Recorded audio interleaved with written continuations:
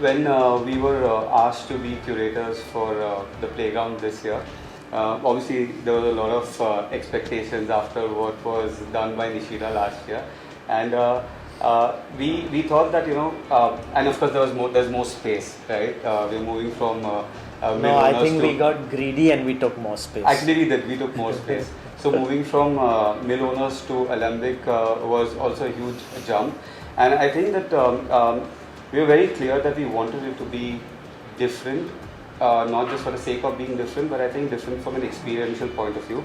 And we were constantly debating on what play is, right? Because play it can be a verb, it can be a noun. I mean, it can have so many annotations. There could be a play of emotions. Play is not just about playing games or something that's physical as an activity. So I think when we were addressing play as an idea for the event, we really started getting to the depth of the word itself. And I think to add to that, it's not like, as I said, it's not necessarily something that's physical. There could be play which is interactive both visually, but then it could have a mental play as well. So it's play could be in isolation, play could be within a group as well, right? So I think what we wanted, our approach was such that it needs to kind of evoke some sort of a feeling or a reaction in terms of whether it involves you in individually or collectively. Play is not defined by age. So the other overarching idea was to make it, to blur the idea of play between what a toddler would define as play, or what a teenager would, what an adult would, or what like an elderly person would.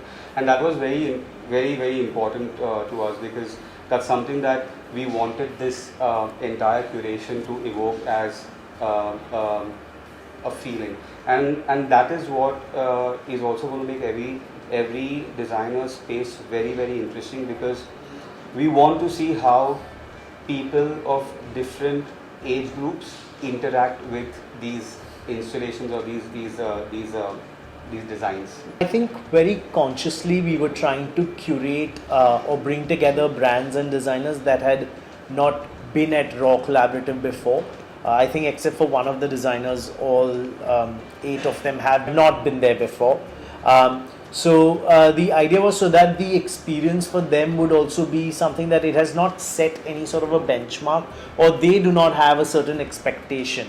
It is so that their thoughts are kind of more free from anything that they would have seen or experienced at Raw Collaborative before as well.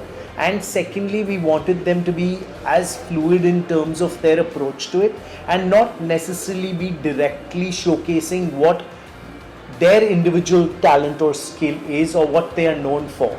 We wanted them to go beyond that and surprise people, to show the unexpected and to create an experience more than just a showcase or a collection of products. And that's why when we even started identifying the different designers, we first started looking at what all they are doing. Is there a certain diversity in their portfolio, in their work? Diversity not just in terms of design, but also in terms of scale. And which is why it's like a very interesting mix of architects, interior designers, product designers, textile designers. And I think that's what the playground is all about. And I think as a collective, it's very unique, because whether you're an architect or an interior designer, product designer, or a textile designer, what he or she, what they're going to showcase over there is very, very different from what they've been regularly doing. So I think it's the attempt that we at least were making was to in some way push them against the wall, and to make them do things which they have never done, to make them realize what their potential is. And I think that that was what our job, not just as curators but also as mentors, was. And I think we really, really enjoyed the process. I think we've had a blast.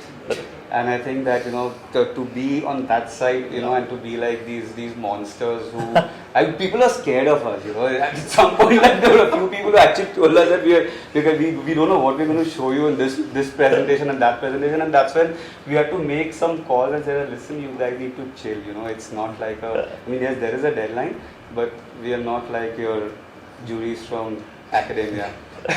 So I think it was very exciting because we had these marathon calls non-stop, with of course Fateh always being there to make sure that we stay sane. But I think it's really nice because there is so much that we learned from the process, and with how like there is everything that can be approached in many ways, right?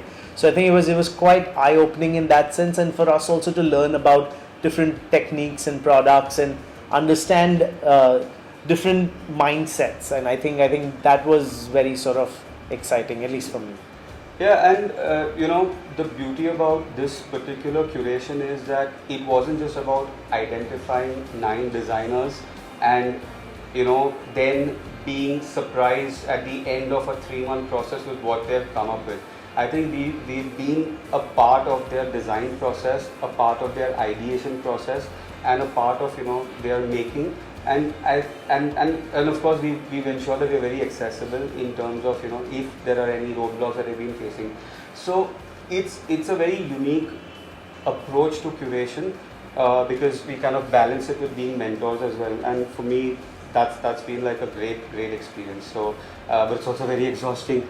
Very time consuming, but I think it's gratifying at the end of the day, and we're really looking forward to what we're comes looking by. forward to usually people say that they're very excited with the process, and but I think I'm really looking forward, or we're really looking forward to the end result, and for everyone to see Yeah. in Baroda.